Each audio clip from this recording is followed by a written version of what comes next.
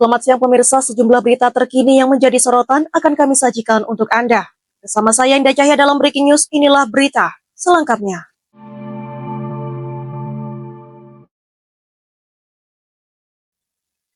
Pemirsa, Presiden Republik Indonesia Prabowo Subianto menerima kunjungan utusan khusus Perdana Menteri Jepang di Jakarta pada Minggu 4 Mei 2025.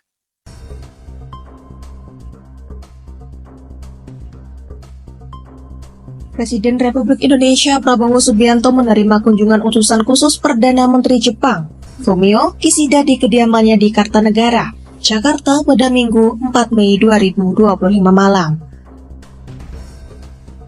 Pertemuan itu membahas perkembangan proyek kerjasama dalam kerangka Asia Zero Emission Community alias AZEC.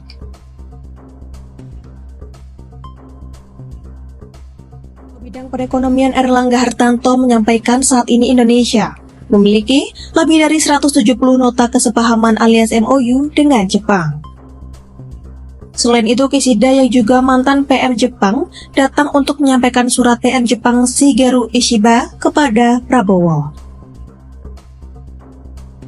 Erlangga mengatakan bahwa Prabowo berharap kolaborasi ini dapat terus diperkuat di tengah tantangan ketidakpastian global. Pertemuan ini pun ditutup dengan jamuan santap malam bersama. Selain Erlangga turut mendampingi Prabowo dalam pertemuan itu Menlu Sugiono, Mensesnek Prasetyo Hadi, Menteri Investasi dan Hilirisasi Kepala BKPM Rosan Roslani, Menteri Pendidikan Tinggi Sains dan Teknologi Brian Yuliarto. Lalu Seskap Teddy Indra Wijaya, Wamentan Sudaryono, Wamenkom Diki Anggara Prabowo, hingga Direktur Utama PT Pertamina Persero, Simon Aloysius Mantiri. Demikian laporan, Java TV melaporkan. Berita selanjutnya pemirsa, seorang bocah laki-laki tenggelam di Sungai Nagara, Kabupaten Hulu Sungai Utara pada Minggu 4 Mei 2025.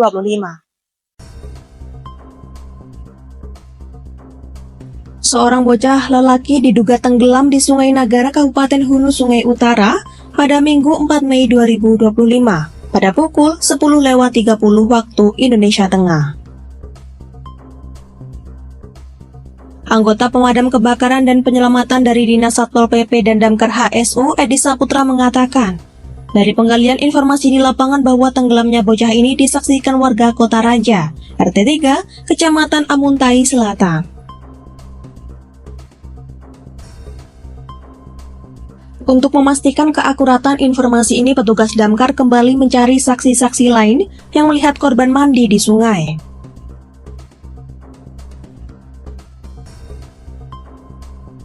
Saksi lain yaitu Bapak Sarian warga Kota Raja RT 4 kepada petugas Damkar. Pak Sarian mengaku pertama kali melihat korban mandi di Sungai Nagara dan mengira anak ini cuma bercanda karena posisi dilihat di air tenggelam lalu timbul.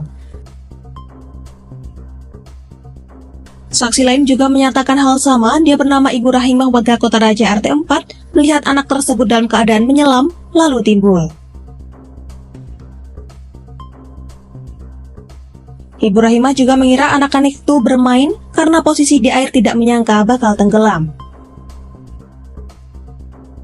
Demikian laporan, Java TV melaporkan.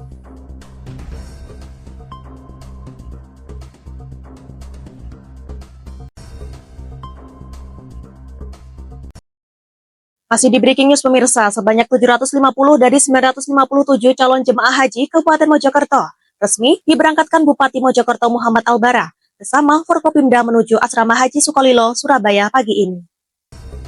Sebanyak 750 dari 957 calon jemaah haji Kabupaten Mojokerto resmi diberangkatkan Bupati Mojokerto Muhammad Albara bersama Forkopimda menuju Asrama Haji Sukolilo, Surabaya pada pagi dini hari.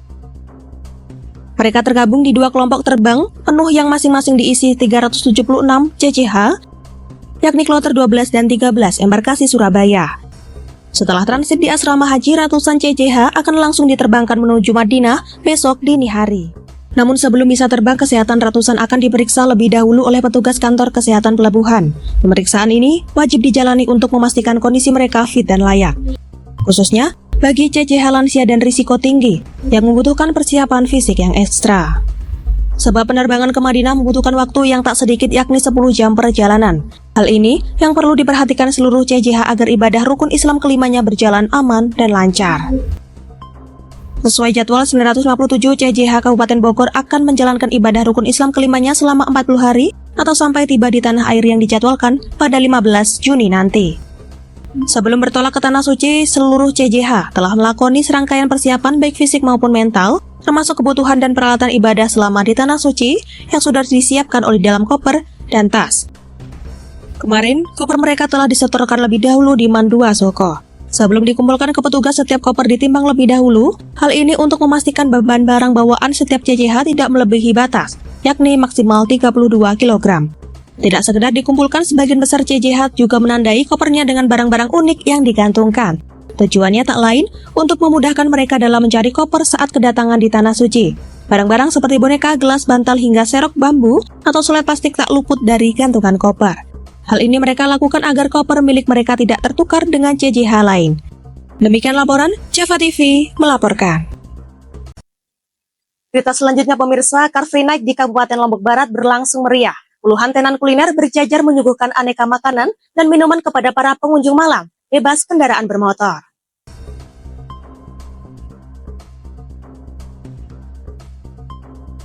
Arhan Purnama 3 tahun bersama kedua orang tuanya berjalan perlahan menghampiri pedagang kelombang yang berjualan di tepi trotoar depan Taman Giri Menang di Kecamatan Gerung, Kabupaten Lombok Barat, Nusa Tenggara Barat.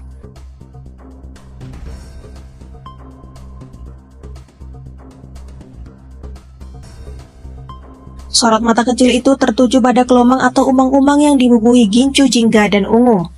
Ganggang kelombang, pancarona memantulkan sinar lampu jalan mengusir gelap malam yang kian pekat. Arhan bersama ribuan orang lainnya saat itu sedang menikmati hiruk-pikuk sebuah perayaan malam bebas kendaraan bermotor atau Car Free Night yang diselenggarakan oleh pemerintah Kabupaten Lombok Barat.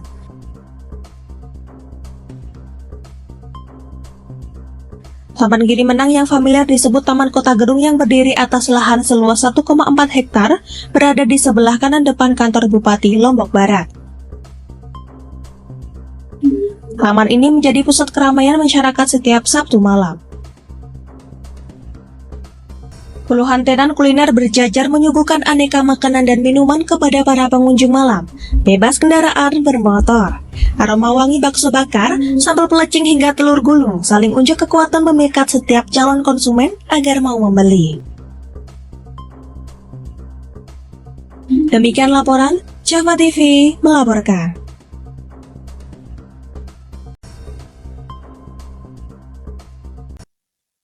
Masih di Breaking News pemirsa, Gubernur Jawa Timur Khofifah Indar Parawansa memastikan kondisi perekonomian Provinsi Jawa Timur tetap stabil dan kondusif sepanjang April 2025. Gubernur Jawa Timur Khofifah Indar Parawansa memastikan kondisi perekonomian provinsi setempat tetap stabil dan kondusif sepanjang April 2025. Seiring capaian inflasi yang tercatat sebagai yang terendah di Pulau Jawa dan di bawah rata-rata nasional. Berdasarkan data Badan Pusat Statistik, inflasi Jawa Timur pada April 2025 tercatat sebesar 0,93%. Secara bulanan, angka ini lebih rendah dibandingkan inflasi nasional yang berada pada level 1,17%. Khofifah menyampaikan apresiasi kepada seluruh pemangku kepentingan yang telah berkontribusi menahan laju kenaikan harga, terutama pada komoditas pangan, selama bulan Ramadan dan Idul Fitri. Beberapa komoditas yang berkontribusi menekan inflasi pada periode tersebut antara lain cabai rawit, daging ayam ras, telur ayam ras, dan cabai merah. Secara regional, inflasi tertinggi di Pulau Jawa terjadi di Provinsi Daerah Istimewa Yogyakarta sebesar 1,67%, disusul DKI Jakarta 1,44%, Jawa Tengah 1,38%, Banten 1,29%, dan Jawa Barat 1,01%. Di sektor pariwisata, Jawa Timur tercatat sebagai provinsi dengan jumlah kunjungan wisatawan mancanegara tertinggi di Pulau Jawa pada periode Januari hingga Maret 2025, yakni sebanyak 56.971 kunjungan. Ia berharap berbagai capaian ini menjadi momentum untuk terus meningkatkan sinergi dan kolaborasi dalam mewujudkan Jawa Timur sebagai gerbang baru Nusantara. Demikian laporan Java TV melaporkan. Baik pemirsa, informasi tadi sekaligus menjadi penutup perjumpaan kita hari ini. Saya Indah Cahya dan segenap tim redaksi yang bertugas pamit undur diri. Selamat siang, terima kasih dan sampai jumpa.